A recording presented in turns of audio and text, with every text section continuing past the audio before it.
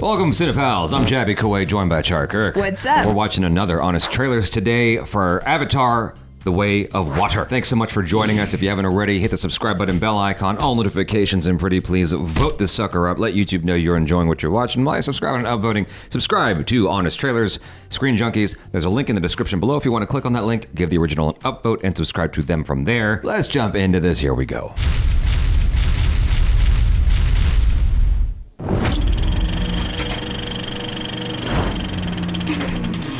From Disney film sub-brand 6 of 7 Sub-brand? comes a movie so expensive it had to be the 4th biggest hit of all time to make any money. Wow. But when it comes to sequels, never bet against James Mother f***ing Cameron. That's right. King of the f***ing world, baby. Avatar: The Way of Water.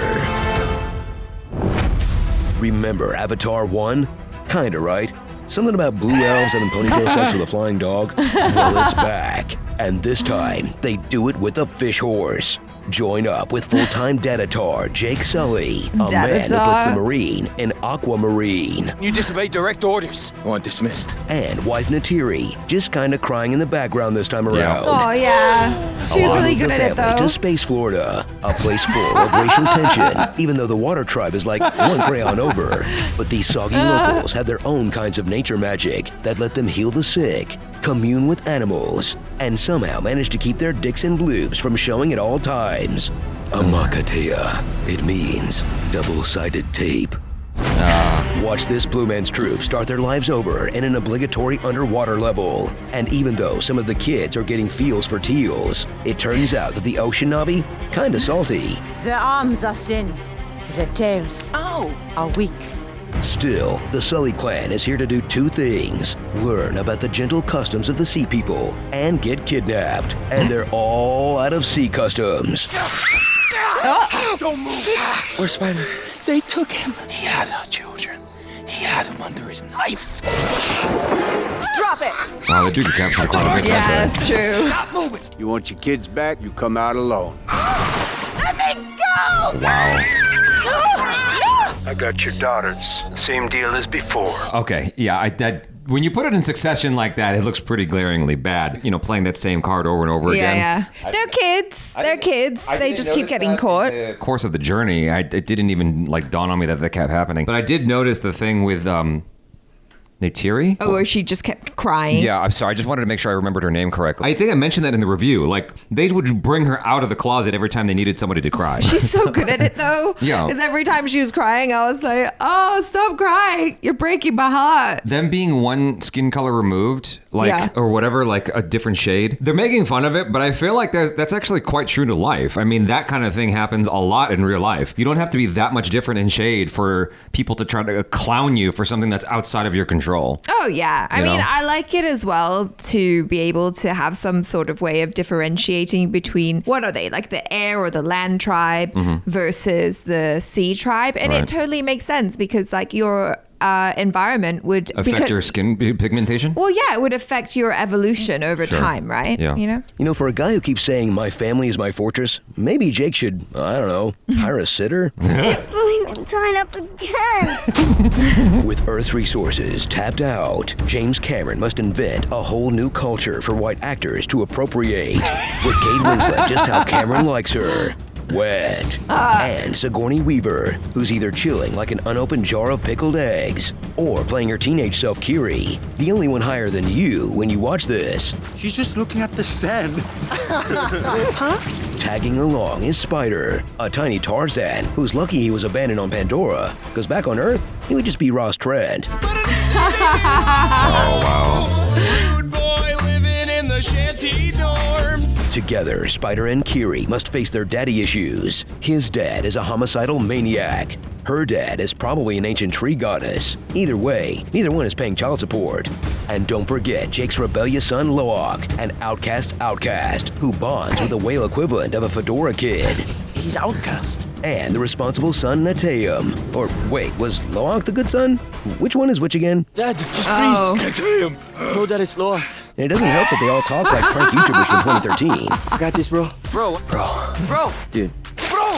Bro, come on, bro. Come on, bro. Bro, come on. It's okay, bro, I got you. That was insane, cuz. Bro, that was insane, cuz. Bro, I'm good, go. Oh, sick.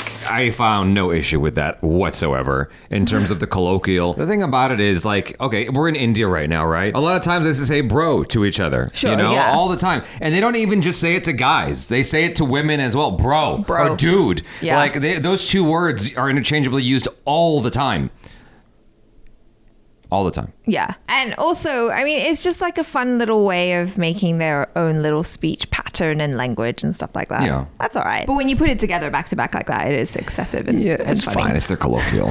Somehow, Quaritch has returned.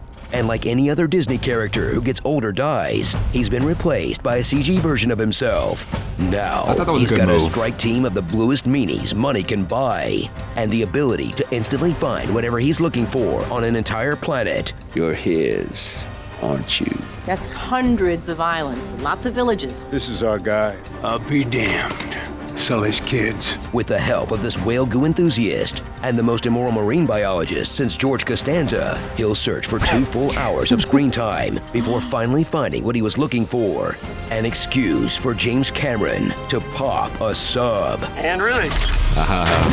Yeah. Just incredible restraint to wait that long before popping a sub. But after that, dude just can't help himself. Sub-teens, 2 minutes, let's get in there. So many. So if you only see one sci-fi sequel about saving space whales, see this one. But isn't it weird that there's 2 of them? In an experience that is awe-inspiring in a 3D IMAX theater, looks like a screensaver on your TV at home, and absolute crap here on YouTube. That for all its flaws kept movie theaters in business for just a little bit longer, and kept audiences from having to live in their actual reality for 3 precious hours. You're right, James. You were more right than you ever could have known. Starring... Sully is a family guy. I see you less and less these days. In the Navi. And the Sigourney Navi. Tweener. The wrong kid died. Ja! Rastafarianism. Tater Took. The sea was angry that day, my friends. Chief Reef. Kate Inlet. What we do in the nice. shallows. Are you pulling my tail? The tails. Oh, this little baby tail. Talking out the side of their neck. Let's go, 2 minutes, people. Let's go. Gunships inbound. Eagle Eye, send your traffic. I got eyes on some guys. Yeah, I hear you. Iron Sky, Blue on actual. I mean, Double Dog, you read me? Yeah, Loak. Killer ship's inbound. Who's with you? Prager, you read? Check your fire. I'm coming out. Sonic flashbacks.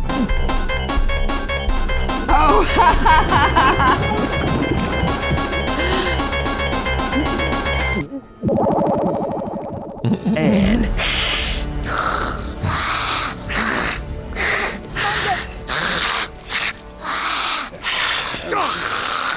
Do you know if that's informed by like Maori Warrior behavior? No, I think it's informed by James being Cameron? animalistic. Okay. That's Yeah. it. That's how I didn't take it anything stupid.